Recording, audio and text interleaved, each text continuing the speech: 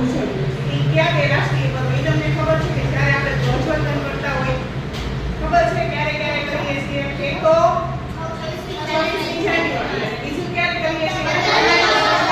ઓગસ્ટે તો 15મી ઓગસ્ટે જે ધ્વજવંદન કરીએ છીએ ત્યારે અને 26મી જાન્યુઆરીએ જે ધ્વજવંદન કરીએ છીએ ને એ બંનેમાં થોડો ફરક છે શું છે ફરક છે 15મી ઓગસ્ટે જ્યારે આપણે ધ્વજવંદન કરીએ છીએ ત્યારે ઇંગ્લિશમાં ફ્લેગ હોઇસ્ટિંગ કહેવાય છે શું કહેવાય છે ફ્લેગ હોઇસ્ટિંગ અને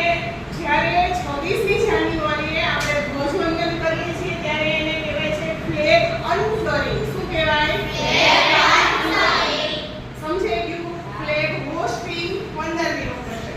ફ્લેગ અનફ્લરિંગ 26મી